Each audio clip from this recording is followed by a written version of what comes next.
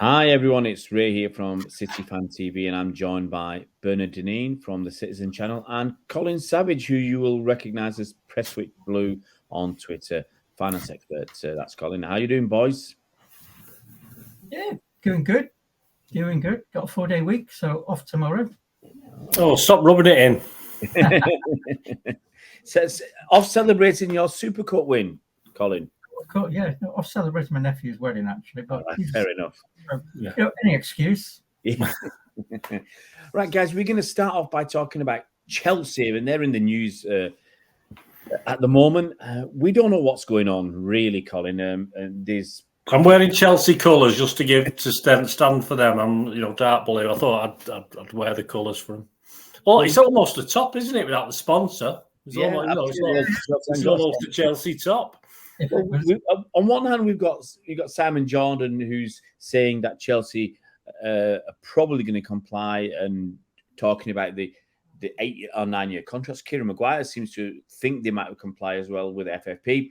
On the other hand, you've got someone like Stefan Borson, who's I think saying that he thinks Chelsea might be deliberately going for broke, as in throwing everything in here, accepting they're going to fail, and just getting all their buying done for the next 2 or 3 years, by the looks of things.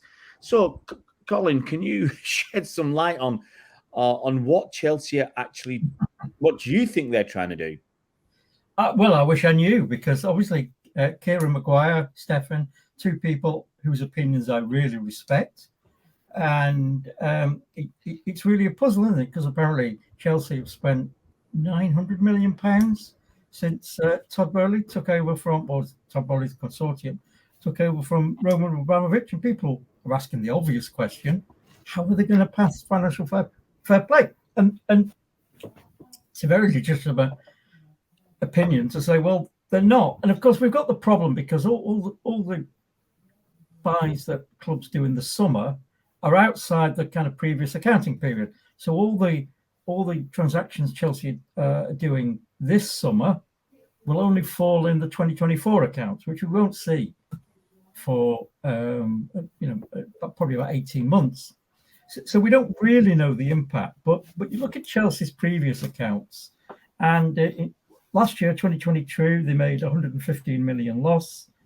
2021, 150 million loss, and that was despite 150 million profit on player trading, player sales.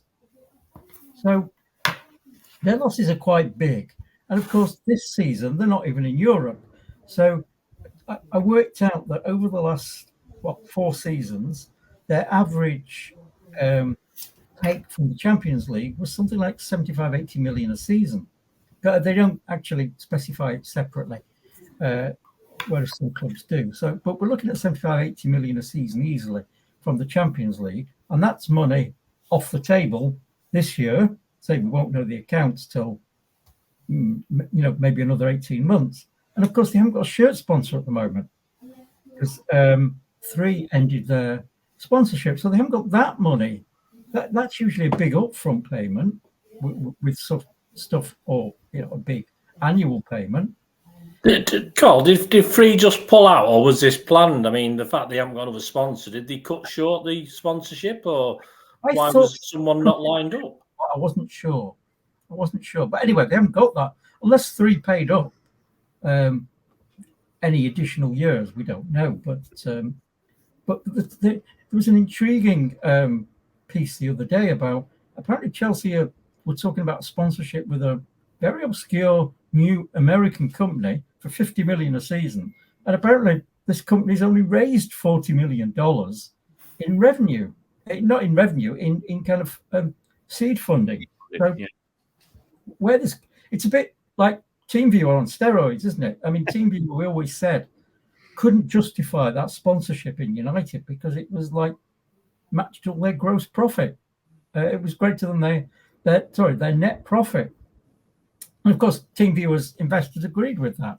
Yeah. So it's an intriguing situation. And so there's one of 2 possibilities. One is that the Stefan Borson camp is that they're deliberately, I say not deliberately, but they're almost doing this with no regard for the FFP provisions. I want to say no regard, not they're ignoring them, but they know they are going to fail, but they need to spend because when you look at it, as we said, they lost 75, 80 million a season by not beating the Champions League. They've got to get that back. They've got to gamble everything on getting that back, because 2 or 3 seasons without Champions League football will really cripple them financially. If we've been banned for 2 years from the Champions League, as UEFA wanted to, that would have hurt us quite badly. So the question is, well, they may fail, take a pinch, as Khaldoon put it, take a fine, and then carry on regardless. But the problem with financial fair play is it runs, well, actually it doesn't, because it's going to change from next season, where clubs will be assessed on their on different criteria to the way they're assessed at the moment. I think we've talked about that. It's going to be looking at player costs, wages plus amortization, as a percentage of revenue and profit on player sales. Now, if we look at profit on player sales, Chelsea in the 2022 account, so it's all the transactions in the summer of 21 and anything they did in January 22 window, they showed a very healthy profit, 123 million, but they still, as I said, they still recorded a loss of 115 million. So Chelsea aren't a particularly profitable club without those. Well, they aren't particularly profitable with the player profit on player sales. They're a very unprofitable club. Take that out the equation. So struggle to see how under the current situation. Now some players have gone out, but not a huge amount. That they brought in some money, but again, not a huge amount. Player amortization was running up to 160 million in 2021-22. That's probably going to go up now. And it's interesting you mentioned this. What Chelsea do, virtually all the transfers they brought in the last couple of years, they put them on 8-year contracts as opposed to the normal 5-year contracts. And you may ask, what's the benefit? Well, what's the upside downside of that? Well, as we've talked about before, if you buy a player for 80 million, let's use a round number. If you amortize that over 8 years, that goes to the accounts at 10 million a year. If you amortize that over 5 years, it goes into the accounts at 16 million a year. So by amortizing it over the longer period, you're, in theory, saving some money. But there's a downside to that, which is you're stuck paying a player for 8 years, and secondly, if you sell a player who's been there for 4 years, for example, on a 5-year contract, and let's say it cost you 80 million, that player's only on the books at 16 million. If you sell him for 35 million, you made a near 20 million profit. If that player's on the books on an 8-year contract, you bought him for 80 million. 4 years, he's still on the books at 40 million. So you've got less room to make player transfer profits, and you may be stuck for wages. Is this just a Chelsea thing to do this? No other team's done this 8-year thing? Chelsea thing, yeah. It seems to be a Chelsea thing. Now, UEFA cottoned onto this, and UEFA have said from this season, any transfers can only be amortized. You can only claim over 5 years. So be very interesting, because Chelsea will effectively be presenting 2 sets of accounts, one to UEFA and one to the Premier League or to the world at large. There's no prohibition generally, and the Premier League have not followed UEFA suit. So I worked that out. I mean, I've taken that 900 million figure, and if all that 900 million were on a 5-year contract, the annual amortization would be 880 million. If they're on 8-year contracts, it's just over 110 million, 112.5 million. So there's like nearly a 70 million difference in what they'll be reporting to UEFA as opposed to what they'll be reporting to the Premier League. So the chances of unfair and UEFA's financial fair play, the current version, is much stricter than the Premier League's. So there is a good chance of them failing this season's assessment, because they're reporting higher losses. They'll be reporting higher losses to UEFA than they have to report to the Premier League. Is that amortization backdated, Colin? So they say this is a new rule, but can they explain the old rules? I think it only applies to any contracts they've entered into this transfer window, from this transfer window. So I think anyone they bought before that is okay. So they'll just be showing what they'd be showing the Premier League for those that have already the ones this summer, yeah. Yeah. So the 600 million or so they spent in the last 2 windows, that's under the old rules, only the 600, and the 300 they spent since are under the new rules. Yeah. Basically, that seems to be the case. Well, but unless UEFA change their mind, and we know UEFA can change their mind and change rules retrospectively, as they did back in 2013 for us. Never forgot that. Never forgiven them. Never forgiven Aston Villa, for dubbing Billy Meredith in 1905. Yeah, I did have words at the time. Yeah, it hurts at the time, yeah. And there's another element to Chelsea, in that they have already reached a settlement with UEFA over financial fair play, which cost them 10 million euros. 10 million? Yeah, 10 million euros. So about 8.5 million quid.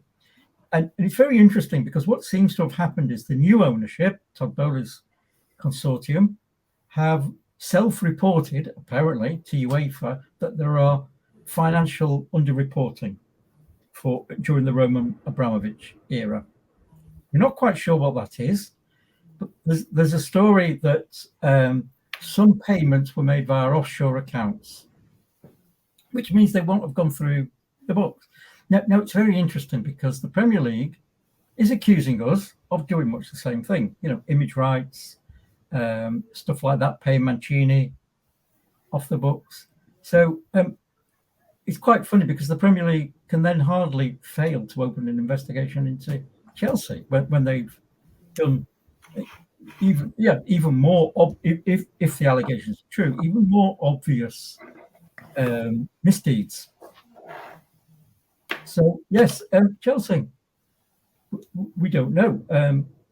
They could be just about okay, because another thing to remember is that obviously UEFA introduced, slightly relaxed the rules when COVID hit, and we're still kind of, I think we've still got that transitional relief in place. It was 2020-21 they treated as a single year. So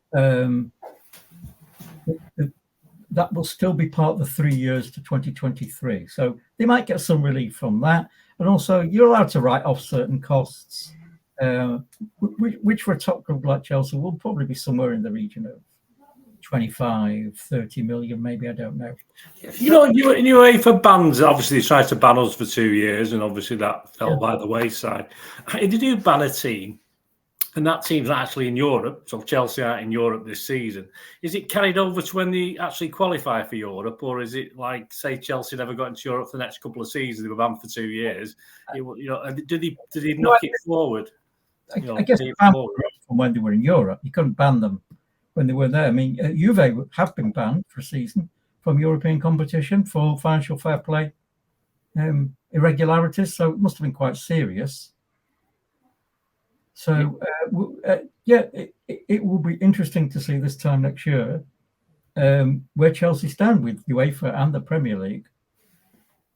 I'm going to ask you the last question, Colin. What do you think they're doing? Are they going to do? What's your gut reaction? We always all have a gut reaction, especially as accountants. Well, what is Todd Bowley? Where does he make his money? Is he an accountant? What is his original standings, Todd Bowley? What puts him in this situation? Is he just spending it wildly, or obviously with his team of lawyers and his team of accountants? Is he a very, very clever man because he's been in that business? Well, the first year he came in, we all thought he's completely mad.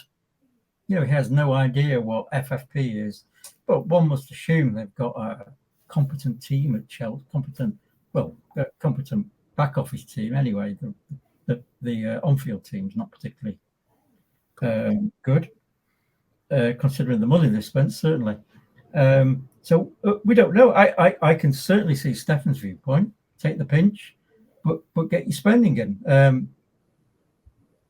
But financial fair play is a funny thing. So you never, it's not obvious from the headline numbers whether you're going to pass or not. Yeah.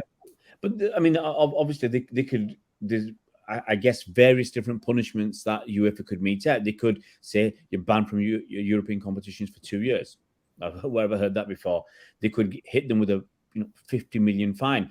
That's more than taking a pinch of £50 million fine. I think. Yeah, that's the risk, isn't it? That the fine actually makes things worse. And then they could say, well, on top, well, you can have a transfer ban. I mean, you might think, well, that's not that big a deal because we've just bought 40 players, so it doesn't matter. But they might come up with something else that would hurt Chelsea. I can't see them do a points deduction because they've never done that. But could they just make something up and say, right, because they know Chelsea, and if they're not in Europe, a European ban doesn't hurt them. A £50 million fine, probably they can take that as a pinch. But can UEFA come up with some new form of punishment? I'm not sure. I think there's no. We've said before. I don't think there's any particular tariff. Actually, UEFA did I think introduce a tariff, but I think that's for the new